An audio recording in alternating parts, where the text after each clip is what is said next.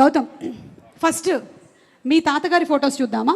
అంటే సినిమాలో తాతగారు కాదు, ఒరిజినల్ తాతగారు. Let's have the picture please. Yes, ఏమైనా చెప్పాలనుకుంటున్నారా మీ తాతగారు అండ్ మీ నాన్నమ్మ గారి గురించి? అంటే నేను పుట్టినప్పటి నుంచి నాకు వాళ్ళతో పరిచయం లేదు. నేను పుట్టినప్పుడే లేరు. ఓకే. బట్ నాన్న చెప్పడం చాలా విన్నానండి. వాళ్ళ గురించి ఎంతెంతో చెప్పేవారు. ఆ ఎక్స్పీరియన్స్ ఉంది అంతే. ఓకే, అయితే నాన్నగారిని అడుగుతాను నేను ఒకసారి. బ్రహ్మానందం గారు, ఒకసారి మీ అమ్మగారు నాన్నగారి గురించి జస్ట్ అంటే. అమ్మా నాన్నల గురించి చెప్పడం అంటే దేవుడి గురించి చెప్పినట్టే ఒకటి. పైగా మా అమ్మా నాన్నలు మామూలు అమ్మా నాన్నలు కాదు. ఒకవైపు పేదరికం, ఒకవైపు పెద్దరికం పంచు పుట్టినటువంటి అమ్మా నాన్నలు. వాళ్ళు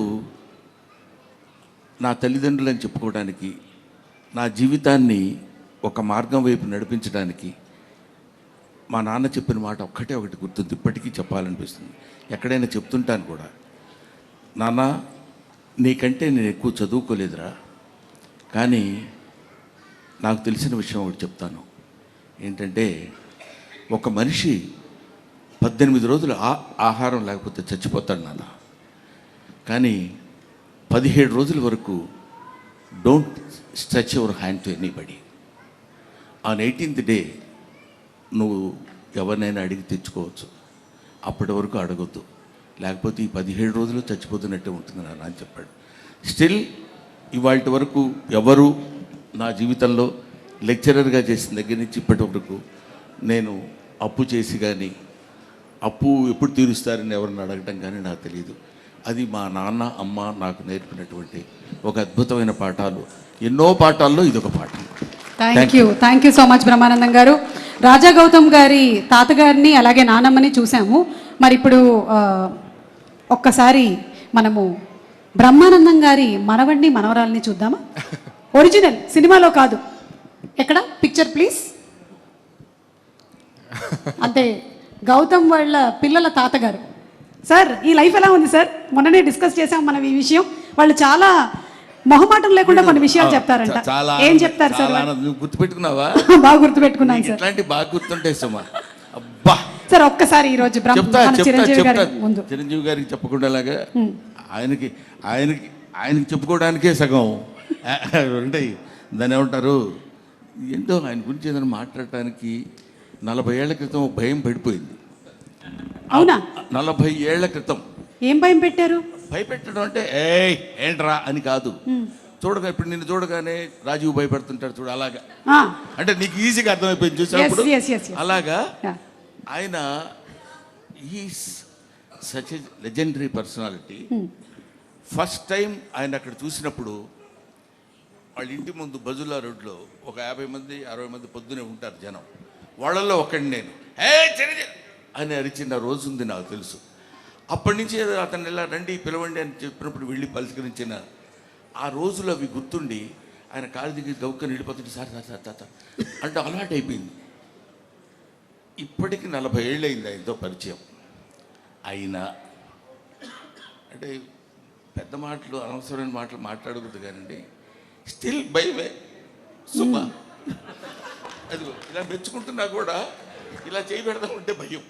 ఏం మాట్లాడితే మళ్ళీ మిమ్మల్ని ఆ సినిమాలో లాగా ఫ్రిడ్జ్లో దాచిపెడతారు. అది ఆయనకి నాతో పరిచయం చూసారా? ఆయనకి నాతో పరిచయం అంటే ఎంత దుర్మార్గమైన మాట, అట్లా అనొచ్చా? ఆయనతో నాకు పరిచయమైన రోజు ఏంటంటే, నిజం నాగేశ్వరి గారు, ఆయనేమో అక్కడ అట్లాంటి ఇట్లాంటి హీరోని కాను నేను చంటబ్బాయిలో చేస్తున్నాడు. అది నువ్వే చేయొచ్చు కదా, సరే నేనేదో చేద్దాను కదా అనుకున్నా. చేస్తుంటే నేను అక్కడ నిలబడి ఒక చిన్న మట్టి కుప్ప మీద నిలబడి చేస్తున్నాడు ఆయన. నేను ఇలా చూస్తున్నాను, అని అరుస్తున్నా, ఎవడాడు ఎవడు అదే అరుపులు, పక్క నుంచి పంపించండి అనగానే ఆయన అనటం, ఓవర్ ల్యాప్లో ఒకటి చొక్కా పట్టుకుని నన్ను ఆనందంగా పక్కకి తీసుకెళ్ళాడు. అక్కడి నుంచి ఆడెప్పుడో పాపం చాలా ఇంట్రెస్ట్. అంటే అప్పటికి నా గెటప్ అదంతా చాలా వేరుగా ఉందిలేండి. అప్పుడే సత్యాగ్రహం అనే సినిమాలో చేస్తే అప్పుడు హెయిర్ ఉండేది, అప్పుడు లేదు. గుండుతోటి ఒక ఎర్ర చొక్కా ఒకటి వేసుకుని అక్కడ నిలబడితే వాళ్ళకి 1 2 3 4 స్టెప్స్ ఇవన్నీ ఉంటాయి కదా. ఆ తర్వాత చిరంజీవి గారిలో ఉన్న, అంటే మీరు ఏదో ప్రశ్న అడిగితే నేను ఏదో సమాధానం ఆ చెప్తాను. ఫోటో ఒకసారి మళ్ళీ ప్రెజెంట్ చేయండి అమ్మా. చెప్తా. నేను పక్కన 40 ఏళ్ళకి వెనక్కి వెళ్ళారు మీరు. వెళ్ళాను. మళ్ళీ 40 ఏళ్ళు నీకేం చెప్తాను, నువ్వేం కంగారు పడక్కర్లేదు. నాకు 40 ఏళ్ళు కూడా లేవు. ఫీల్ అవ్వక, నువ్వు అలా ఫీల్ అవ్వద్దు, దానికే ఉంది. ఇండస్ట్రీకి వచ్చాను అడుగుతున్నారు చిరంజీవి గారు. ఏమిటో 35 ఏళ్ళు వచ్చి ఉంటుందమ్మా ఇండస్ట్రీకి వచ్చి. సార్ మళ్ళీ వేరే టాపిక్. మన ఏజ్ ఎందుకు? నన్ను అసలు కదిలించొద్దు. అక్కడ స్టార్ట్ అయ్యి మళ్ళీ వెంటనే పాప ఆ కుర్రాడిని నేను ఇలా అన్నానని దగ్గరికి పిలిచి, కాదు పోయి కొంచెం ఇట్లా చేస్తున్నప్పుడు డిస్టర్బ్డ్గా ఉంటుందమ్మా అందువల్ల అన్నానని చెప్పి ఆయన తర్వాత చిరంజీవి గారు నిజాలు చెప్తారు. అక్కడ ఉండేటువంటి ఆ కుర్రాడు ఈ రోజు ఇలా చిరంజీవి గారి పక్కన కూర్చొని 40 సంవత్సరాల సుదీర్ఘమైన ప్రయాణం ఆయనతో. ఆ భయం ఎలా ఉంటుందని చెప్పడానికి, మా నాన్న గురించి మీరు ఇప్పుడు అడిగారు మా పిల్లల గురించి, అది అలా ఉంటుంది అని చెప్పడానికి. వాడున్నాడు, ఎవడు మనవడి పేరు సార్? మనవడి పేరు పార్థ మిమ్మల్ని ఎలా భయపెడతాడు? మనవరాలు మీరా. ఓకే. పార్థ భయపెట్టడం ఉండదు, తాత అనుకుంటూ వస్తాడు, ఏదో మాట్లాడతాడు, ఏదో చెప్తాడు, అయిపోద్ది. ఒకసారి వాడు ఫోటోలు బాగా తీస్తాడు. వాడు వచ్చి రే నా ఫోటో తీ అని అంటే అలాగని కెమెరా పట్టుకున్నాడు. ఇలా అన్నాడు, అలా నవ్వద్దు మామూలుగా ఉండన్నాడు. నన్ను అలా అన్నాడు, ఎవడు లేడు అసలు. బ్రహ్మానందం గారు అంటే ఆనందంగా నవ్వుతారు, బ్రహ్మానందం గారు నవ్వు అంటాం కానీ నువ్వు నవ్వడం ఎందుకురా, నవ్వించి అన్నట్టు చిన్న ఎక్స్ప్రెషన్ ఇచ్చాడు. సరే, అది మనవడితోటి. మనవరాలు నిన్న ఈ ఇప్పుడు వచ్చింది, దాన్ని ఏమంటారు, ట్రైలర్లో నేను కొడతాను కదా. అవును. కొడుతున్నప్పుడు గప్ప పరిగెడు, ఎందుకు నాన్న తొచ్చావు, నాన్నెందుకు తొచ్చావు అది గట్టిగా. అది దానికి 2 years, వాడికేమో 5 years. దట్ ఈస్ నా మనవడు మనవరాలతో నాకున్నటువంటి. అసలు కన్నా వడ్డీ ముద్దని ఊరికే అనరు, అందుకనే అంటారనమాట. Okay, so thank you. And అలాగే ఈరోజు ఈ కార్యక్రమానికి మనకి ముఖ్య అతిథిగా విచ్చేసినటువంటి చిరంజీవి గారి జీవితంలోకి ఒకసారి తొంగి చూస్తే, చిరంజీవి గారి తాతగారి ఫోటో ఒకసారి let's have the photo please. తాతగారి పిక్చర్ ఇప్పటి వరకు నాకు తెలిసి మేమైతే చూడలేదండి, ఫస్ట్ టైం చూస్తున్నాం. అంజనీదేవి గారి father, the great personality Chiranjeevi గారు. ఒక్క వాక్యం వారి పేరు లేదంటే వారి గురించి చెప్పాలని రిక్వెస్ట్ చేస్తున్నాము, మీ చిన్ననాటి అనుభవాలు ఏదైనా. మా అమ్మగారి తండ్రి గారు రాధాకృష్ణ నాయుడు. ఆయన నెల్లూరు వాసి, కానీ మొగల్తూరులో సెటిల్ అయ్యి అక్కడ స్టేట్ ఎక్సైజ్ ఇన్స్పెక్టర్గా రిటైర్ అయ్యారు ఆయన. అండ్ ఆయన నీకు ఎవరు పోలికలైనా ఎవరి బుద్ధి అని రావచ్చు, కానీ ఆయన బుద్ధులు మాత్రం రాకూడదురా అనేవాళ్ళు. ఎందుకంటే ఆయన రసికుడు.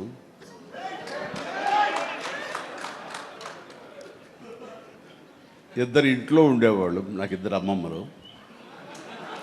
వీళ్ళిద్దరి మీద అలిగితే 3వ వ్యక్తి పాపం ఎవరో ఒక అన్నీ కోల్పోయిన ఒక వ్యక్తి అని జాలి కొలేది ఆవిడకి అతి దగ్గర అయ్యారు ఆయన.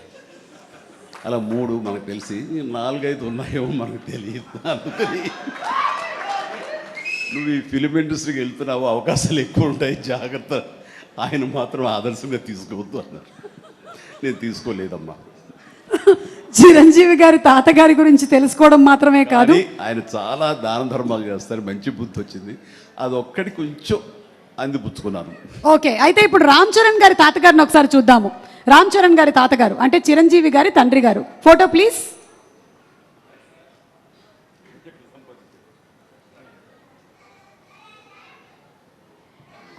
అమ్మా ఎస్, చిరంజీవి గారు ఈ ఫోటో వెనకాల ఏదో ఒక చిన్న స్టోరీ ఉందంట. ఈ ఫోటో తీసింది నేను, బ్లాక్ అండ్ వైట్. వావ్. ఆక్ఫా కెమెరాతో నేను తీశాను. ఇది మా నాన్నగారు చాలా స్ఫురద్రూపి అండి. యంగ్ ఫొటోస్ చూస్తే ఆయన గ్లామర్ నాకు కానీ, పవన్ కళ్యాణ్కి కానీ, నాగబాబుకి కానీ ఎవ్వరికి రాలేదు. అంత గ్లామరస్ ఫేసు, అంటే ఇటాలియన్ కట్స్ అంటారే అలా ఉంటుంది ఆయన ఫేస్ కట్. మేము ఆయన ఆరాధిస్తుంటాం, ఆయన మా hero. Super, great, thank you. And finally ఒక పిక్చరు, క్లీంకారా వాళ్ళ తాతగారి ఫోటో చూద్దాము.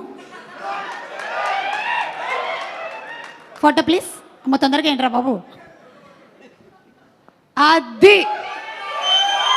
మేము ఇంకా ఫేస్ స్పష్టంగా చూడలేదు కానీ విత్ ఆల్ ది మనవరాళ్ళు ఇంట్లో ఉన్నప్పుడల్లా నాకు మా గ్రాండ్ డాటర్స్ ఉన్నట్టు ఉండదు, ఒక లేడీస్ హాస్టల్ వార్డెన్లాగా ఉంటుంది నాకు.